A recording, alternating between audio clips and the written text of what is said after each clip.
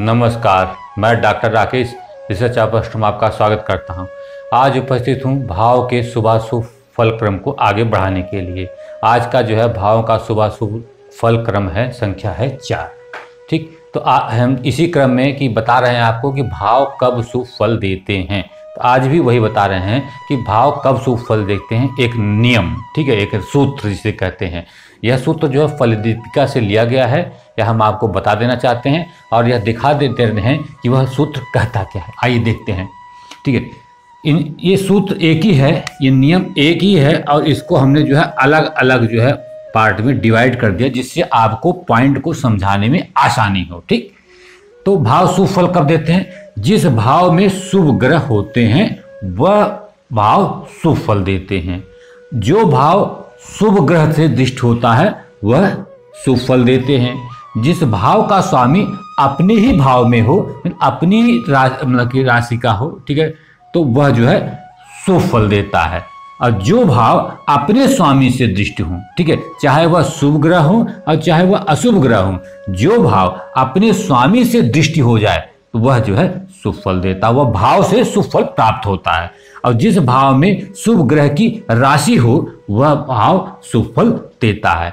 ऐसे भाव बली हो जाते हैं, ठीक है, जो अगर ये सारी कंडीशन फुलफिल होती हैं, ठीक है, 1 2 3 4 5, तो ऐसे भाव को हम बोलते हैं भाव हमारा बली है और यह हमें शुभ परिणाम देगा। उस भाव से हमें जीवन में शुभ परिणाम मिलेंगे। ध्यान दीजिएगा, ठीक है, जब जो है ग्रह होंगे, जो ग्रह जो होंगे, जो जिस भाव में शुभ ग्रह होंगे, तो ग्रह जो होंगे वह ग्रह नीच का नहीं होना चाहिए। शुभ हो लेकिन नीच का नहीं होना चाहिए, अस्त नहीं होना चाहिए और शत्रु राशि में नहीं होना चाहिए। ठीक है, ये 3 बातें हैं कि ये चीजें नहीं होनी चाहिए और ये चीजें होनी चाहिए। ये कंडीशन जो है 5 कंडीशन होनी चाहिए, तो हम कहेंगे भाव बली है। अब यहाँ पे एक बात समझ में लेने की बहुत ज़्यादा जरूरी है कि जिस भाव में शुभ ग्रह होते हैं, शुभ ग्रह का मतलब क्या है? हम शुभ ग्रह को 2 तरीके से समझते हैं। ठीक है, एक तो जो है जो नैसर्गिक शुभ ग्रह होते हैं, जैसे शुक्र और बुध, गुरु और शुक्र, ये नैसर्गिक रूप से शुभ माने गए हैं। लेकिन लग्नों में, ठीक है, 12 लग्नों में कहीं कहीं तात्कालिक रूप से ये अशुभ हो जाते हैं। ठीक, तो हम इन्हें पूर्ण शुभ नहीं मानेंगे। तो यहां जो शुभ ग्रह की बात हो रही है, ऐसे शुभ ग्रह जो तात्कालिक और नैसर्गिक दोनों प्रकार से शुभ होते हैं, ऐसे शुभ ग्रह की बात हो रही है। इसको हम एक उदाहरण से समझाने का प्रयास करेंगे। आइए हम एक उदाहरण से देखते हैं। ठीक है, उदाहरण है, हमने मेष लग्न की कुंडली लिया है। मेष लग्न कुंडली 1 नंबर की राशि से स्टार्ट हुआ है, इसका स्वामी होता है मंगल। अब क्या है, यहाँ पे गुरु जो है मंगल की राशि में बैठा हुआ, तो 9 नंबर और ठीक है, एक नवम और द्वादश भाव का स्वामी गुरु है। ठीक, गुरु क्या है? नैसर्गिक रूप से जो है गुरु क्या हमारा, ठीक है, नैसर्गिक रूप से शुभ ग्रह है, यहाँ लिख दिया गया है। अब तात्कालिक रूप से देख लेते हैं। तात्कालिक रूप से मेष लग्न कुंडली में चूंकि यह नवम भाव का स्वामी है और द्वादश भाव क्या नाम है, द्वादश भाव का भी स्वामी है, लेकिन द्वादश भाव किसका नियम, सहचर का नियम फॉलो करता है। इस कारण से नवम भाव को कंसीडर करेंगे और नवमेश कंसीडर करें, इसको मानेंगे कि यह नवमेश है। तो नवमेश हमारा क्या है, यहाँ पे शुभ ग्रह हो गया। ठीक है, तो इसका मतलब गुरु यहाँ तात्कालिक रूप से और नैसर्गिक रूप से दोनों रूप से शुभ है। तो यह गुरु यहाँ पे जो है, ठीक है, भाव को बली कर रहा है, अर्थात 1 नंबर मतलब प्रथम भाव से शुभ फल प्राप्त होंगे।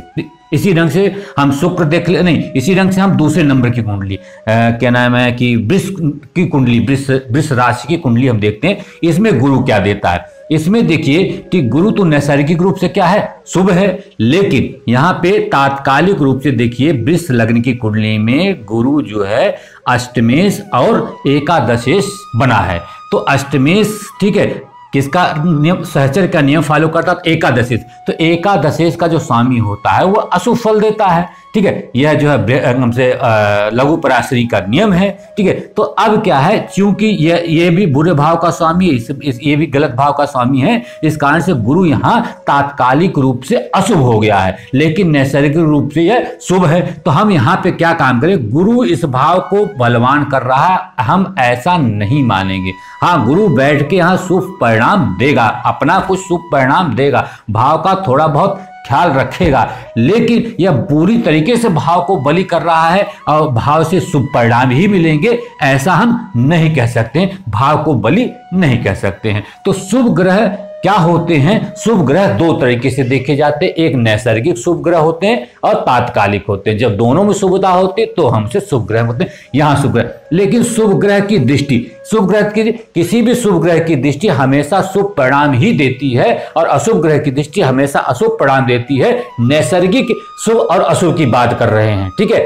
तात्कालिक अगर मान लीजिए नैसर्गिक शुभ है और तात्कालिक अशुभ है, तब भी हम जो है शुभ, उसकी दृष्टि को शुभ ही मानेंगे। इस दो बातों का आप ध्यान देंगे। इसी प्रकार, ठीक है, हम शुभ ग्रह की राशि की बात कर लेते हैं, जो समझने वाली बात है। शुभ ग्रह की राशि क्या होती है? शुभ ग्रह की राशि, जैसे शुभ ग्रह कौन कौन से हैं? नैसर्गिक रूप से शुभ ग्रह हमारे जो है गुरु हैं और शुक्र है, इनकी राशियां हों, ठीक है। लेकिन उस कुंडली में गुरु तात्कालिक और नैसर्गिक दोनों रूप में शुभ हो और फिर उनकी राशियों को हम शुभ कंसीडर करेंगे, तो शुभ ग्रह की राशि तभी हम कहेंगे। तो यहाँ पे जो शुभ ग्रह है, शुभ ग्रह है और शुभ ग्रह, इनका जो मतलब आपको समझ में आना चाहिए, बाकी सारे मतलब आपको मेरी हिसाब से आपको क्लियर है। तो आज के एपिसोड में इस नियम को हमने पूरा कर लिया है। इस नियम से कोई भी समस्या आप कमेंट बॉक्स में लिखें, हम इसे पुनः समझाने का प्रयास करेंगे। वैसे ये बहुत अच्छा नियम है और ये आपको समझ में आ गया होगा। हम देखो ये देखना आ जाएगा कि भाव बलि कैसे होता है। तो आज के एपिसोड में इतना ही। नेक्स्ट एपिसोड में कोई और नियम लेके आपके सामने उपस्थित होंगे जो यह बताएगा कि भाव बलि है या कमजोर है। तो तब तक के लिए मैं कह दीजिए धन्यवाद।